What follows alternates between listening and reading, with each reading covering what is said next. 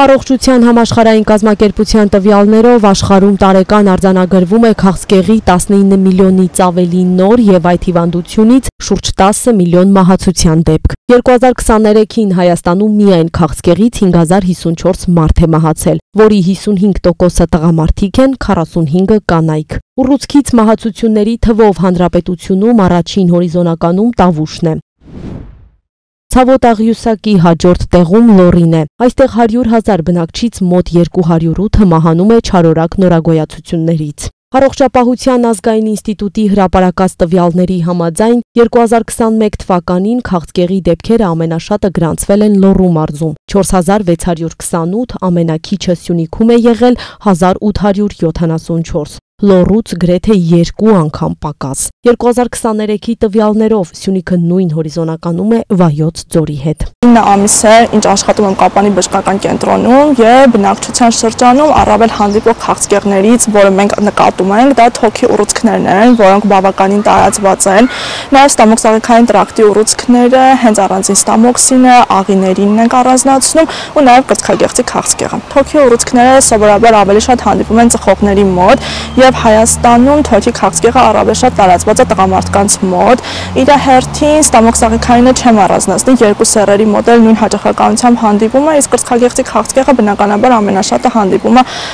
իքական սեռի մոտ։ Հիվանդության առաջին փուլում հնարավոր է բուժառուի լիարժեք առողջացում, իսկ վերջինի դեպքում վիճակի բարելավում, կյանքի տևողության երկարացում։ Ըստ ուռուցքաբան Մարիամ Հովհաննիսյանի, օրգանիզմը հուշում է քաղցկեղածին բջիջների ի հայտ գալու մասին, բայց ոչ բոլորն են ուշադրություն դարձնում դրան։ Երևի թե անցկախյալ է, սովորաբար դա մարդուց է լինում կախված, լինում են պացիենտներ, որոնք առաջին գանգատի դեպքում բնականաբար դիմում են բժշկի, հենց ամենամինիմալ փոփոխությունները, որ նկատում են օրգանիզմում, բայց լինում են պացիենտներ, որոնք անգամ հայտնաբերվելուց հետո որոշ տևական ժամանակ սպասում են։ Նախ սկզբում նրանց մոտ լինում է մի տեսակետ, որ ավելորդ տեղը չչարչարենք հիվանդներին, դա տարածված երևույթ է ներկապահին Կապանում, եւ որոշներն էլ իհարկե սպասում են այնքան մինչև որ գանգատների սրացում է լինում եւ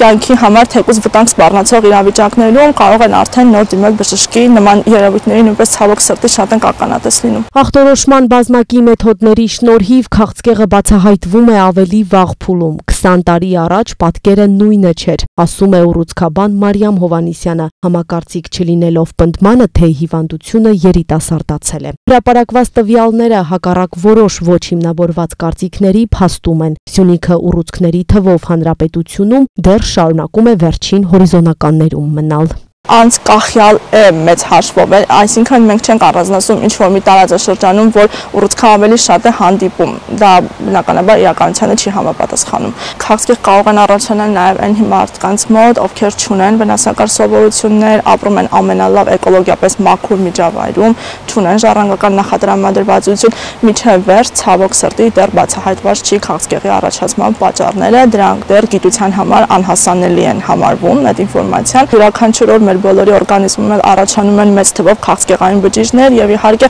դա կախված է նրանից, թե ինչպես է մեր օրգանիզմը արձագանքում, ինչպես է պայքարում առաջացած նոր մուտացիաների նկատմամբ։ Կապանի բժշկական կենտրոնում գործում է համակարգչային շերտագրության ծառայություն, որի միջոցով հնարավոր է հայտնաբերել գոյացությունն առանց Երևան գնալու։ Համաձայն առողջություն եւ առողջապահություն վիճակագրական տարեգրքում ներկայացված տվյալների 2023-ին չարորակ նորագոյացությունից մահացությունը Սյունիքի մարզում երրորդն է արյան շրջանառության համակարգի ու սրտի իշեմիկ հիվանդություններից հետո։ Ըստ ուռուցքաբանի տարեկան գոնե մեկ անգամ սկրինինգային հետազոտություն անելը եւ օրգանիզմում որևէ ախտանշանի ի հայտ գալու դեպքում մասնագետին դիմելը թույլ կտան հիվանդությունը բացահայտել վաղ փուլում, խուսափելով անդառնալի հետևանքներից։